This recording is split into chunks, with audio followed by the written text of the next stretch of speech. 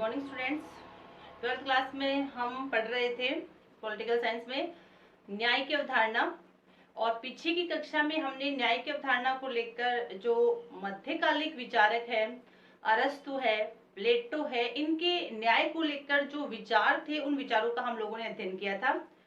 और आज हम जो आधुनिक युग में जो न्याय संबंधी विचार है या आधुनिक विचारकों के अनुसार जो न्याय संबंधी विचार है उनका हम अध्ययन करेंगे।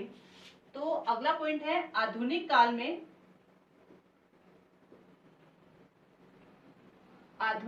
में न्याय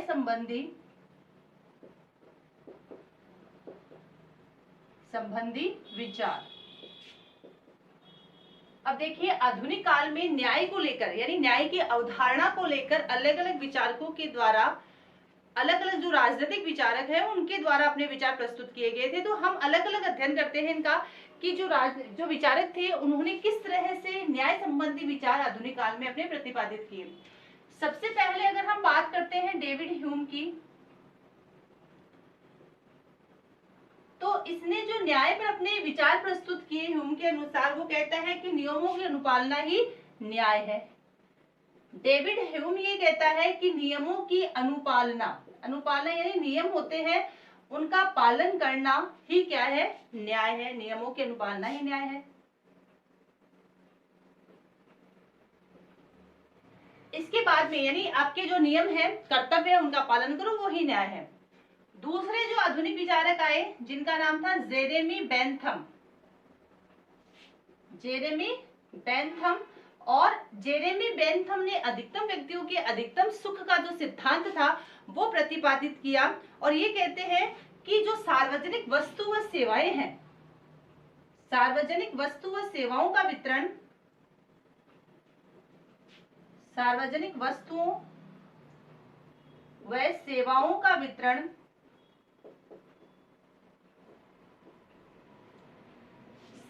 का वितरण किसके अनुसार होना चाहिए? उपयोगिता के अनुसार होना चाहिए। यानी जिसको सार्वजनिक और वस्तु और जो सेवाएं हैं उनका वितरण जिसको आवश्यकता है, जिसको लाभ हो, उस व्यक्ति को प्रदान करनी चाहिए। उपयोगिता के अनुसार होना चाहिए। तो इन्होंने ये अपने विचार प्रतिपादित किए। बेंथम के अनुसार इन्होंने अधिकतम व्यक्तियों के अधिकतम सुख का सिद्धांत प्रतिपादित किया, यानी ज्यादा से ज्यादा लोगों को लाभ पहुंचाया जाए, वितरण उपयोगिता के आधार पर हो।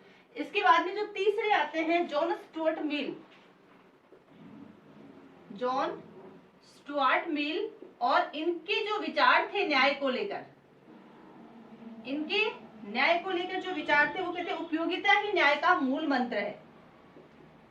इन्होंने सबने उपयोगिता के सिद्धांत का ही प्रतिपादन किया। अगर हम ह्यूम की बात करते हैं, बेंथम की बात करते हैं, मिल की बात करते हैं, तो सब ये उपयोगितावादी थे। इन्होंने उपयोगिता के सिद्धांत का प्रतिपादन किया। उपयोगिता ही न्याय का मूल मंत्र है। अब इन सब में यानी इन सारे विचारकों में, आधुनिक काल के विचारकों में जो सबसे महत्वपूर्ण विचारक है वो अपने पास आता है जॉन रॉल्स। और जॉन रॉल्स के जो विचार है वो बहुत ही महत्वपूर्ण है। जॉन रॉल्स आधुनिक काल में जो न्याय संबंधी विचार प्रदान किए गए थे उनमें सबके अलग अलग विचार आपके पास आ गए। और इन सबका अगर हम सारांश देखें, इनको एक लाइन में अगर हम देखें, तो इन्हों सबने उपयोगिता के सिद्धांत का ही प्रतिपादन किया। परंतु आधुनिक काल के विचारकों में सबसे महत्वपूर्ण जो विचारक आते हैं वो जॉन रॉल्स के आते हैं। और जॉन रॉल्स ने उपयोगिता की इन सारी बातों से वो असहमत थे, असंतुष्ट थे, और उन्होंने अलग अपने न्याय के सिद्धांत का प्रतिपादन किया। जैसे प्लेटो ने किया था, वो सारे विचारों से असहमत था, फिर उन्होंने अपना न्याय संबंधी अवधारणा प्रस्तुत की। वैसे ही जॉन रॉल्स आधुनिक विचारकों में सबसे महत्वपूर्ण है। और जॉन रॉल्स के द्वारा मूल स्थिति के औचित्य का सिद्धांत प्रतिपादन किया गया, यानी मूल स्थिति के औचित्य का सिद्धांत दिया इन्होंने। और यही हमें आगे पढ़ने को मिलेगा कि ये सिद्धांत क्या है, मूल स्थिति के औचित्य का सिद्धांत। जैसे अगर हम बात करते हैं यूनानी राजनीतिक विचारकों की उनमें सबसे महत्वपूर्ण प्लेटो था। वैसे अगर हम आधुनिक काल की राजनीतिक विचारों की बात करते हैं तो सबसे महत्वपूर्ण जॉन रोल्स आता है। और जॉन रोल्स ने जो सिद्धांत प्रतिपादन किया उसका हम अध्ययन भी करेंगे। तो देखिए,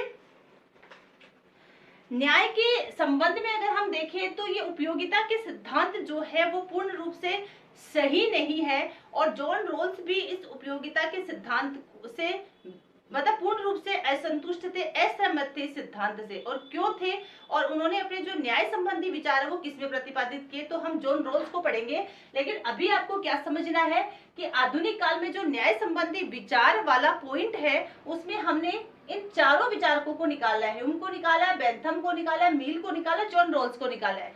और अगर हम बात करते हैं इन तीनों की, तो तीनों का ही जो सिद्धांत है न्याय को लेकर वो उपयोगिता के सिद्धांत का प्रतिपादन करना है। परंतु इन सब में अगर हम देखें तो बहुत इंपॉर्टेंट है जॉन रोल्स के विचार। और जॉन रोल्स की विचार जो है वो इन उपयोगिता के सिद्धांत से परे है, हटकर है, और इनसे असहमत होकर, उपयोगिता के सिद्धांत से असहमत होकर उन्होंने कौन से सिद्धांत प्रतिपादन किए, अपने दो सिद्धांत दिए। पहला मूल स्थिति के औचित्य का सिद्धांत और दूसरा अज्ञानता के पर्दे का सिद्धांत। दोनों ही सिद्धांत आपकी किताब में आए हुए हैं। परंतु हमें ये ध्यान रखना होगा कि एक तो जॉन रोल्स इनके विचारों से असहमत क्यों था और ये सिद्धांत क्या है। इन सिद्धांतों की, जैसे जेरेमी बेंथम की बात करते हैं तो ये कहते हैं कि अधिकतम व्यक्तियों का अधिकतम सुख, यानी ज्यादा से ज्यादा लोगों को सुख मिले, ये सिद्धांत था। उपयोगिता के आधार पर वस्तुओं का वितरण कर दो, ये था। तो ये सिद्धांत तो सही है, परंतु इससे सभी व्यक्तियों को लाभ नहीं पहुंचेगा। इससे जिनको लाभ नहीं पहुंचेगा, जो व्यक्ति इन लाभों से वंचित रह जाएंगे, उन पर क्या हो जाएगी, बहुमत की अल्पमत पर तानाशाही स्थापित हो जाएगी। तो देखिए, कुल मिलाकर कहने की बात है कि ये तीनों ही उपयोगितावादी सिद्धांत का प्रतिपादन करते हैं, परंतु जॉन रोल्स इनके इन सिद्धांतों से असहमत था, इनके विचारों से असहमत था। और उन्होंने फिर जो सिद्धांत दिए वो दो सिद्धांत दिए, एक तो मूल स्थिति के औचित्य का सिद्धांत और एक अज्ञानता के पर्दे का सिद्धांत। तो अब सबसे पहले हम जॉन रोल्स को पढ़ते हैं कि जॉन रोल्स के जो सिद्धांत थे वो किस तरह से प्रतिपादित होते हैं। सबसे महत्वपूर्ण आता है आधुनिक काल के विचारकों में जॉन रोल्स। तो देखिए जॉन रोल्स का किस तरह से प्रतिपादन हुआ था।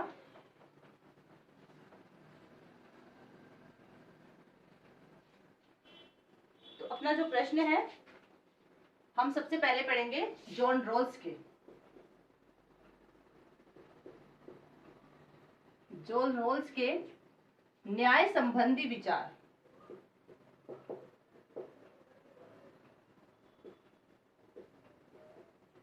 जॉन रोल्स के न्याय संबंधी विचार, और ये देखते हैं रोल्स के न्याय संबंधी विचार क्या है।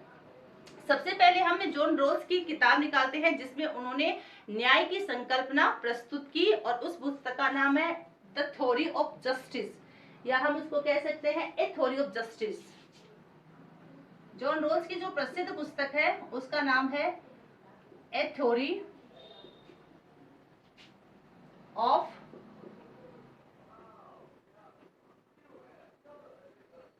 Theory of justice. और अपने जो न्याय संबंधी विचार थे वो जॉन रोल्स के द्वारा इस पुस्तक में प्रतिपादित किए गए, जिस पुस्तक का नाम है ए थ्योरी ऑफ जस्टिस। और इस पुस्तक में उन्होंने सामाजिक जो न्याय है, इस पुस्तक के माध्यम से उन्होंने सामाजिक न्याय की संकल्पना प्रस्तुत की। सामाजिक न्याय की संकल्पना प्रस्तुत की, यानी इस पुस्तक की, जॉन रोल्स की अगर प्रसिद्ध पुस्तक की बात करते हैं तो उन्होंने जो न्याय संबंधी सिद्धांत प्रतिपादित किए वो ए थ्योरी ऑफ जस्टिस में थे। और इसमें पुस्तक में उन्होंने जो सामाजिक न्याय है उसकी संकल्पना प्रस्तुत की। जॉन रोल्स जो थे वो उपयोगितावादियों के अधिकतम व्यक्तियों के अधिकतम सुख, इस सिद्धांत से, इस विचार से असहमत थे, असंतुष्ट थे। वो क्यों असंतुष्ट थे, वो ये कहते थे कि ये जो सिद्धांत है, कौन सा सिद्धांत, अधिकतम व्यक्तियों का अधिकतम सुख, ये जो सिद्धांत है अधिकतम व्यक्तियों का अधिकतम सुख, इस सिद्धांत से वो क्या थे, असंतुष्ट थे या असहमत थे, क्योंकि वो ये कहते हैं कि ये उपयोगितावादियों के द्वारा जो अधिकतम व्यक्तियों का अधिकतम सुख का सिद्धांत दिया गया है, ये किस तरह से, यानी ये बहुमत जो है वो अल्पमत पर अपनी तानाशाही स्थापित करेगा। कैसे करेगा?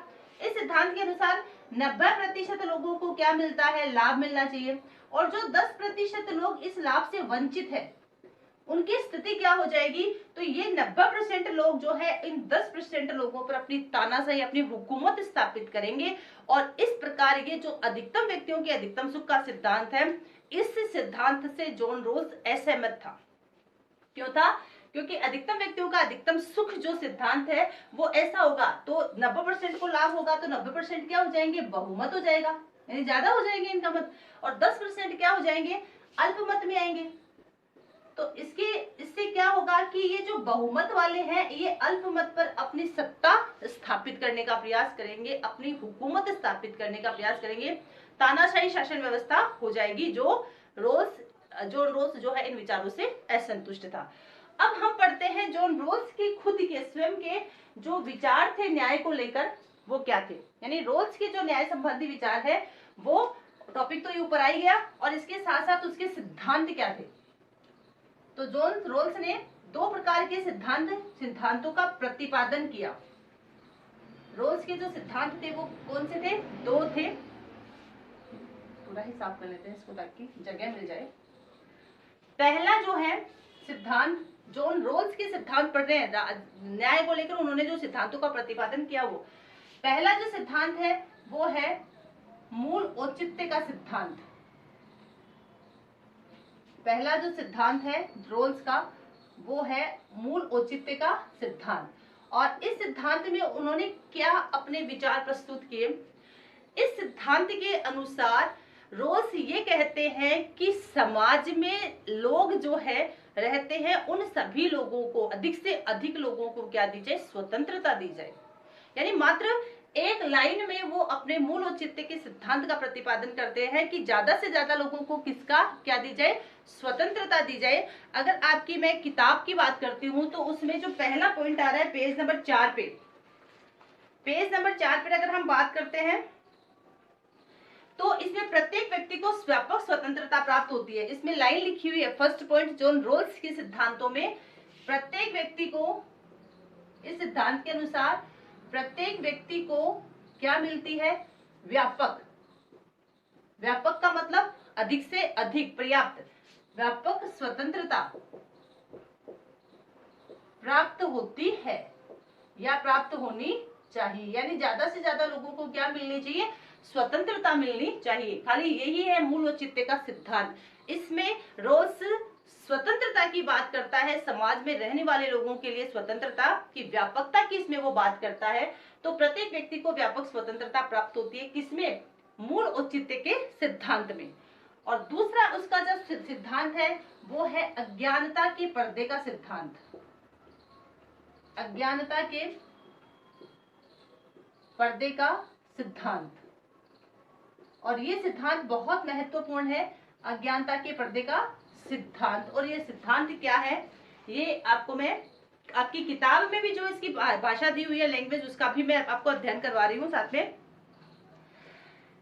व्यक्ति समाज द्वारा ऐसी सामाजिक व आर्थिक स्थितियां स्थापित की जाती है जो सबके लिए कल्याणकारी और सबकी प्रगति के लिए वे अज्ञानता के पर्दे के सिद्धांत को स्थापित करते हैं। यहाँ अज्ञानता के पर्दे का सिद्धांत किसके लिए स्थापित किया गया है? सबकी प्रगति के लिए।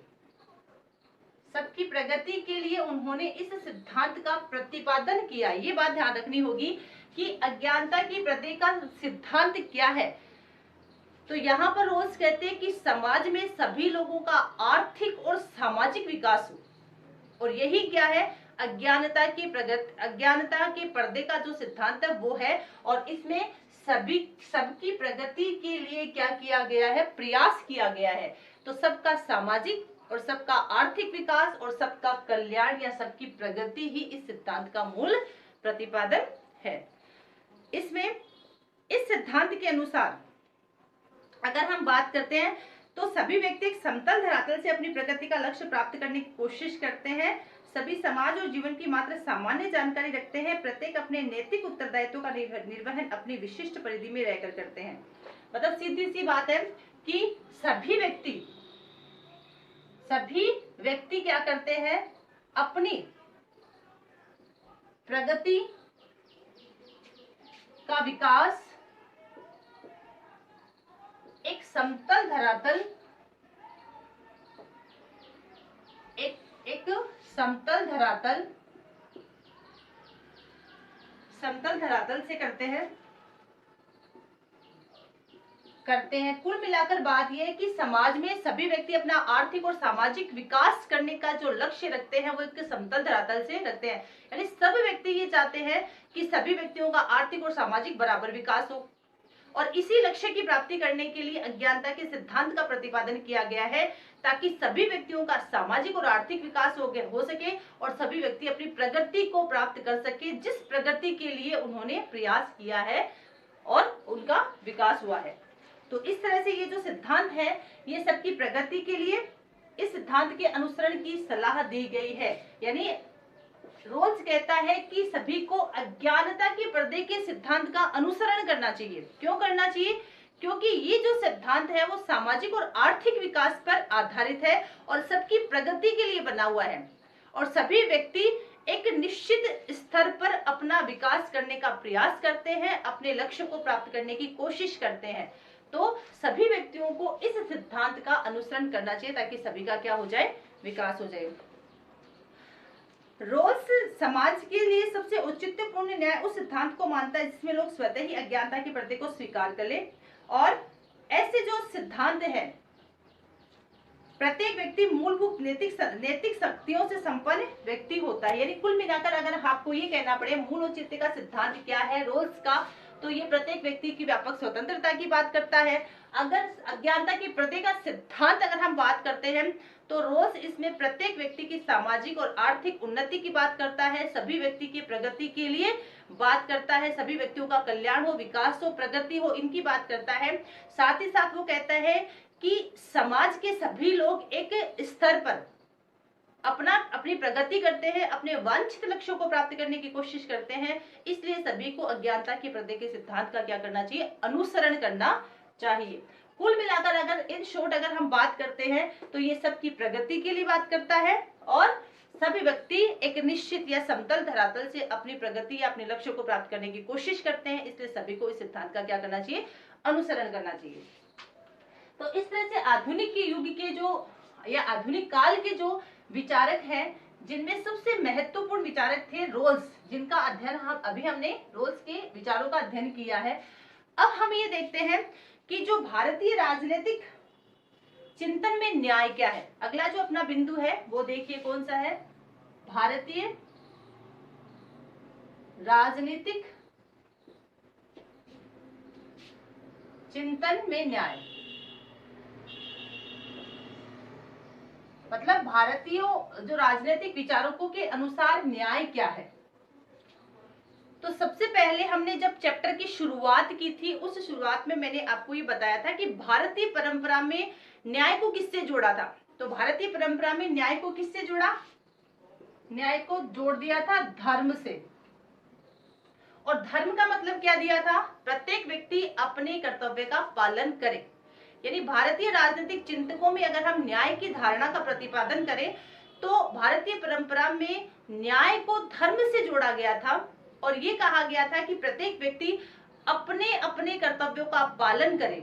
क्यों करे ये अपने कर्तव्यों का पालन, क्योंकि भारतीय राजनीतिक चिंतकों में जो न्याय की अवधारणा प्रस्तुत की गई है वो प्लेटो और अरस्तु से मिलती जुलती है। जैसे प्लेटो कहता है ना कि समाज का प्रत्येक व्यक्ति अपना कार्य करे, दूसरों के कार्यों में हस्तक्षेप ना करे, वैसे ही भारतीय परंपरा में भारतीय राजनीतिक चिंतकों में भी न्याय को धर्म से जोड़ा गया और ये कहा गया कि प्रत्येक व्यक्ति को अपने कर्तव्यों का पालन निर्वहन करना चाहिए। क्यों? क्योंकि इससे समाज में सामंजस्य बना रहेगा, समाज में संतुलन की स्थिति बनी रहेगी। और अगर हम भारतीय चिंतकों की बात करते हैं तो जैसे मनु है, मनु भारत में, कौटिल्य मनु है, कौटिल्य है, बृहस्पति है, इसके साथ साथ शुक्र है, भारद्वाज है,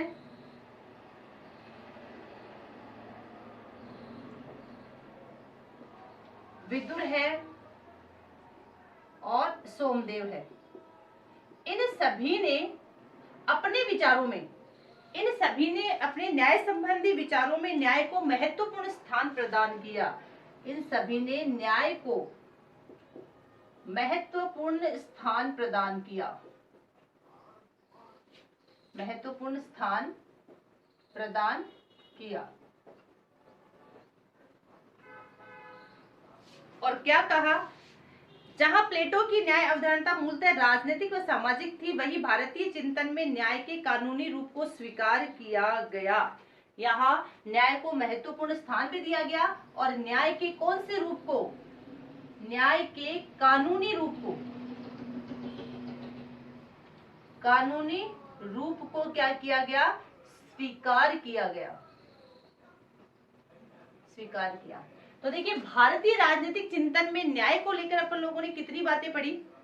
एक तो ये कि न्याय को धर्म से जोड़ा गया और कर्तव्य पालन की सीख दी गई ताकि समाज में संतुलन की स्थिति बनी रहे। साथ ही मनु, कौटिल्य, बृहस्पति, शुक्र, भारद्वाज, विदुर और सोमदेव, इन सभी ने न्याय को महत्वपूर्ण स्थान प्रदान किया और न्याय के कौन से रूप को माना, न्याय के कानूनी रूप को स्वीकार किया। अब न्याय का कानूनी रूप क्या है वो हम आगे अध्ययन करेंगे कि न्याय का कानूनी राजनीतिक कौन कौन से जो आपके रूप दिए हुए हैं सारे 5 प्रकार के, तो उन 5 प्रकारों को अध्ययन करेंगे। लेकिन भारतीय राजनीतिक चिंतन में अगर हम न्याय की बात करते हैं तो न्याय को धर्म से जोड़कर कर्तव्य पालन की सीख दी गई ताकि समाज में संतुलन की स्थिति बनी रहे, तथा साथ ही ये जो विचारक है उन्होंने महत्वपूर्ण स्थान दिया न्याय को और न्याय के कानूनी रूप को स्वीकार किया। इतनी बातें आपको याद रखनी है। अब देखिए महत्वपूर्ण विषय चलता है न्याय के विविध रूप, यानी न्याय के अलग अलग जो रूप है वो आपके टॉपिक्स में है, आपके सिलेबस में दिए हुए हैं। 5 प्रकार के रूप बताए गए हैं न्याय को लेकर, तो हम उनका अध्ययन करते हैं अभी। न्याय के रूप, न्याय के विविध रूप।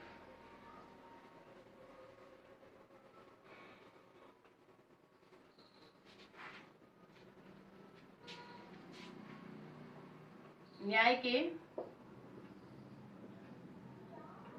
विविध रूप, तो न्याय के देखिए आपके सिलेबस में 5 प्रकार के दिए हुए हैं और वो किस तरह से बटे हुए हैं वो भी हमें देखना होगा।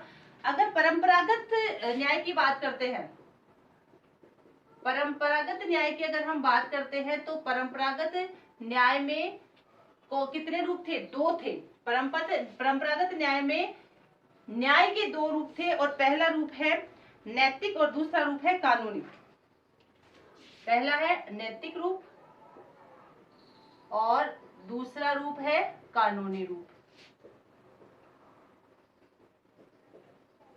कानूनी रूप, ये परंपरागत न्याय में न्याय के 2 रूप है, एक तो है नैतिक और एक है कानूनी। लेकिन वर्तमान में अगर हम बात करते हैं तो वर्तमान में जो न्याय के रूप दिए हुए हैं वो है सामाजिक और आर्थिक। वर्तमान की अगर हम बात करते हैं तो वर्तमान में 2 रूप प्रदान किए गए हैं। पहला है सामाजिक और इसके साथ ही राजनीतिक भी आता है, दूसरा हम राजनीति करते हैं और तीसरा है आर्थिक। तो इस तरह से ये जो न्याय के रूप हैं इन 5 रूपों का हमें क्या करना है, अध्ययन करना है। राजनीतिक है, राजनीतिक, सामाजिक, राजनीतिक और आर्थिक। परंपरागत अगर न्याय की बात करते हैं तो 2 आएंगे, नैतिक आएगा और कानूनी आएगा। वर्तमान में अगर हम न्याय की बात करते हैं तो सामाजिक आएगा, राजनीतिक आएगा और आर्थिक रूप आएंगे। ये न्याय के रूप है, न्याय के जो विविध रूप है 5 प्रकार के, उन 5 प्रकार के रूपों का आपको अध्ययन करना है। तो सबसे पहला हम लेते हैं परंपरागत न्याय का जो नैतिक रूप है उसका हम अध्ययन करते हैं, नैतिक रूप का। तो देखिए पहला आता है नैतिक, नैतिक रूप या नैतिक न्याय क्या है।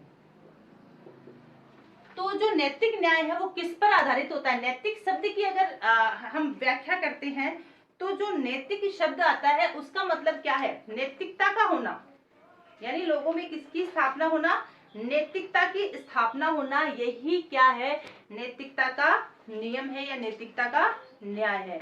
न्याय की मूल धारणा नैतिकता पर आधारित है। न्याय की मूल धारणा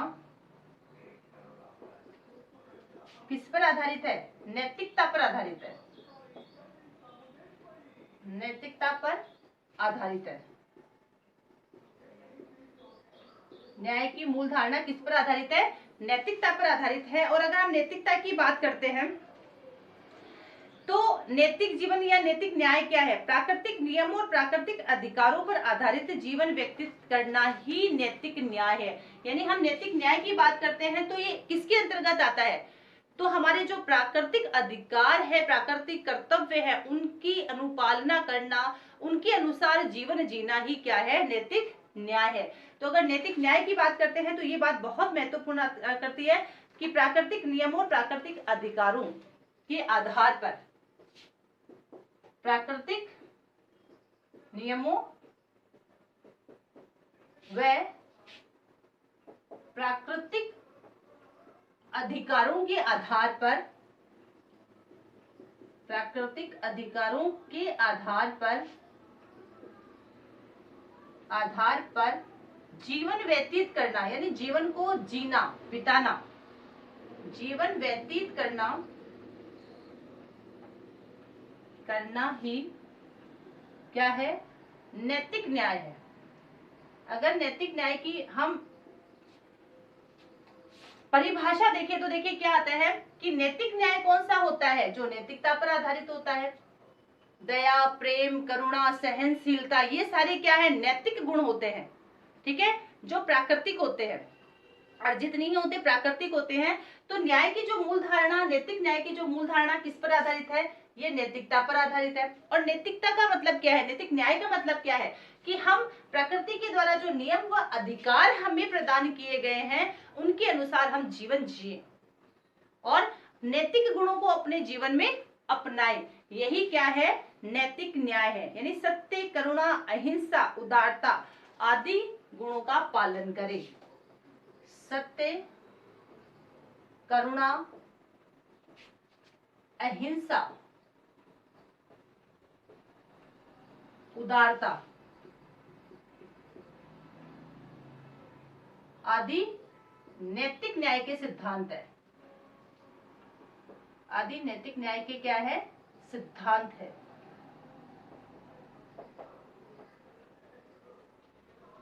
तो आपको ये नैतिक न्याय के अंतर्गत आपको इतना ही लिखना है कि नैतिक न्याय से क्या अभिप्राय है। तो नैतिक न्याय वो होता है जो नैतिकता पर आधारित है, प्रकृति के द्वारा जो अधिकार और नियम बनाए गए हैं उनके अनुसार हम अपना जीवन यापन करें। दूसरा पॉइंट इसका ये आएगा, साथ ही अपने जीवन में सत्य, करुणा, अहिंसा, उदारता, प्रेम, इनका विकास करें। तो जो नैतिक न्याय है वो किन पर आधारित है? इन सिद्धांतों पर आधारित है।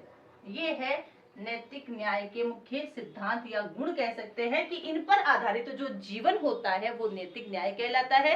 और ये किससे प्राप्त होते हैं? मनुष्य में ये चीजें क्या होती है? प्राकृतिक होती है। अहिंसा की भावना, करुणा की भावना, प्रेम की भावना, दया की भावना, सत्य की भावना, ये प्राकृतिक है। और प्रकृति प्रदत्त जो नियम है उन अधिकारों का हम पालन करें, उनके अनुसार हम जीवन जिए, उनके साथ प्राकृतिक जो नियम और अधिकार है उनके साथ खिलवाड़ न करे। तो यही क्या कहलाता है? नैतिक न्याय कहलाता है। बहुत ही महत्वपूर्ण न्याय है जो नैतिकता पर आधारित है। इसके साथ साथ ही जिसमें नैतिक सिद्धांत है, सत्य, करुणा, अहिंसा, उदारता आदि के गुण, वो ही क्या है? इसके नैतिक सिद्धांत है। इसके बाद में जो दूसरा सिद्धांत है इसका, वो न्याय है, वो सिद्धांत है कानूनी। यानी हम जो परंपरागत सिद्धांतों की बात करते हैं उनमें दो सिद्धांत आते हैं। पहला हमने पढ़ा है नैतिक और दूसरा आता है कानूनी न्याय या कानूनी सिद्धांत।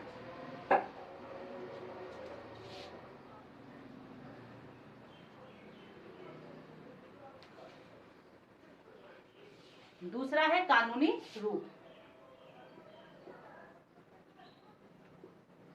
कानूनी रूप, और कानूनी रूप किस पर आधारित होगा? ये न्याय पर आधारित होगा। जो कानूनी रूप की अगर हम बात करते हैं कि सरकार के द्वारा कानून न्यायोचित होने चाहिए और उनको ढंग से लागू किया जाना चाहिए। यानी तो कानूनी रूप का जो थोड़ा सा विश्लेषण है वो आगे आने वाली कक्षाओं में हम कर पाएंगे। तो आगे आने वाली कक्षा में हम जो 4 रूप है कानूनी है, राजनीतिक है, सामाजिक है, वो आर्थिक रूप है, उनका अध्ययन करेंगे और इसके साथ ही ये जो चैप्टर है उसका भी एंड हो जाएगा। तो आपको जो जो नोट्स करवा रही हूँ मैं, आपको वो नोटबुक में करना है। अगर किसी प्रकार का कोई डाउट है किसी बात को लेकर, किसी लाइन को लेकर, तो आप डाउट में जाकर क्लियर करवा सकते हैं। Thank you.